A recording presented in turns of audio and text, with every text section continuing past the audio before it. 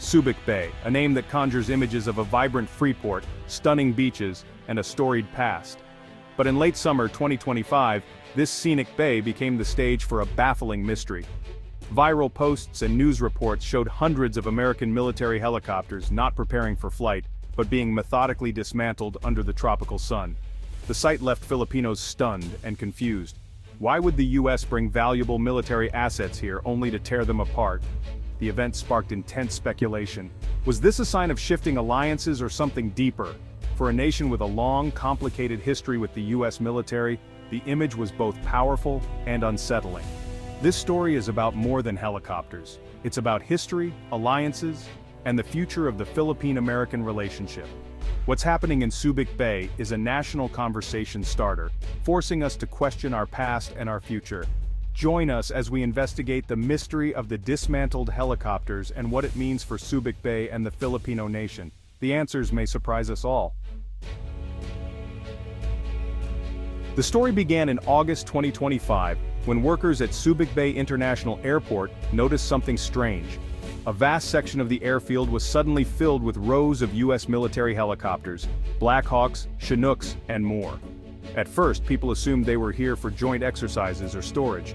But soon, crews of American contractors and local workers began dismantling them, piece by piece. Rotor blades were removed, engines and avionics stripped, and the fuselages cut down to scrap.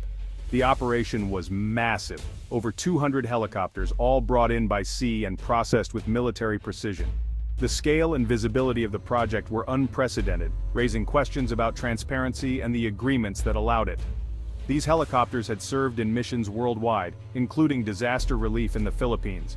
Now, seeing them reduced to scrap on Philippine soil created unease and curiosity. Why here? Why now? The public display of this usually hidden process left everyone wondering what was really going on.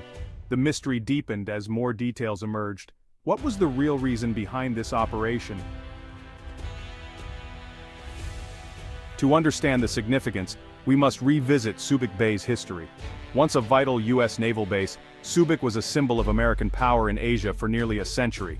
After the Spanish-American War, the U.S. developed Subic into a major military hub. At its peak, it was a bustling American town, providing jobs but also stirring debates about sovereignty. In 1991, the Philippine Senate voted to end the U.S. base lease, leading to a dramatic American withdrawal. Many feared economic collapse, but Subic reinvented itself as a thriving free port. Yet the U.S. connection never fully disappeared. Recent years have seen renewed military ties through agreements like the VFA and EDCA, allowing U.S. troops and assets to return for joint exercises. Subic's strategic location keeps it central to U.S. Philippines defense cooperation. That's why the helicopter dismantling is so perplexing. It seems to contradict the trend of closer military partnership. Is this a sign of change, or just another chapter in a long, complicated relationship? Subic Bay remains a place where history and geopolitics collide. The shadow of the American presence still lingers, and now it's cast in the form of dismantled helicopters. Why dismantle these helicopters in Subic? Several theories have emerged. The simplest, logistics and cost. These aging helicopters may have reached the end of their service life, and scrapping them locally is cheaper than shipping them back to the U.S. Another reason, security. Modern helicopters contain sensitive technology. By dismantling them in a controlled environment, the U.S. ensures nothing classified falls into the wrong hands.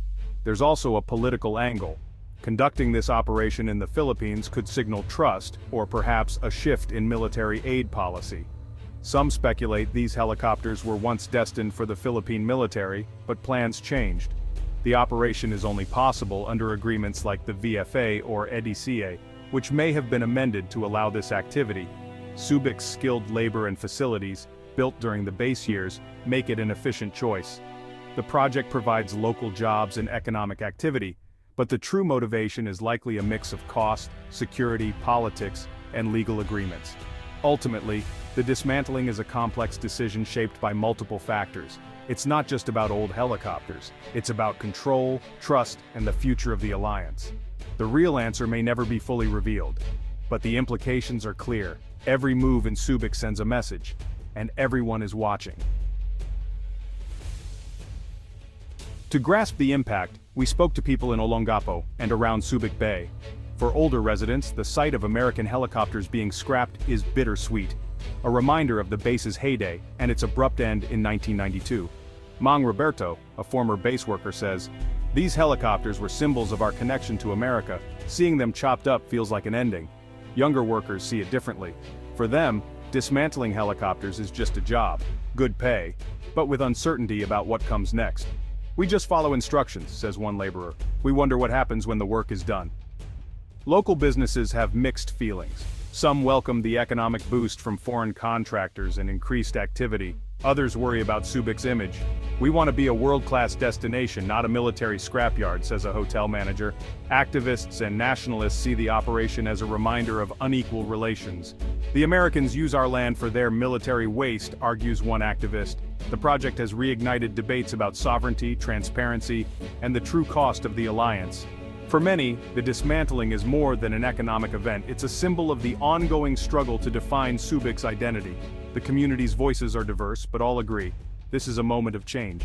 What comes after the last helicopter is gone remains uncertain. Subic's future is once again up for debate. As the story gained traction, both governments were pressed for answers. The Philippine Department of National Defense confirmed the dismantling was part of a U.S. demilitarization program, conducted safely and under existing agreements. The U.S. Embassy called it a routine fleet modernization, emphasizing cost efficiency, local job creation, and strict control over sensitive technology. Official statements insisted this was a logistical, not political operation. But experts and lawmakers weren't satisfied. "This could have been done in Guam or Japan," noted a retired general. "Why the Philippines?" Some senators called for an inquiry, demanding details on the agreement, environmental safeguards, and the benefits for the Philippines. Transparency, they argued, is essential to protect national interests. The official line answered some questions, but deeper concerns about strategy and sovereignty remain. The dismantling has become a test of trust between allies, and the public wants more than reassurances. They want the full story. The dismantled helicopters of Subic Bay offer a revealing look at the state of Philippines-U.S. relations. On one hand, the operation signals trust and deepening cooperation, proof that the alliance is strong enough for sensitive projects. On the other, the lack of transparency fuels perceptions of inequality, with the Philippines as a junior partner. This dynamic can stoke nationalist sentiment and calls for a more balanced partnership. The incident also has regional implications. In a tense South China Sea, every U.S. move is closely watched.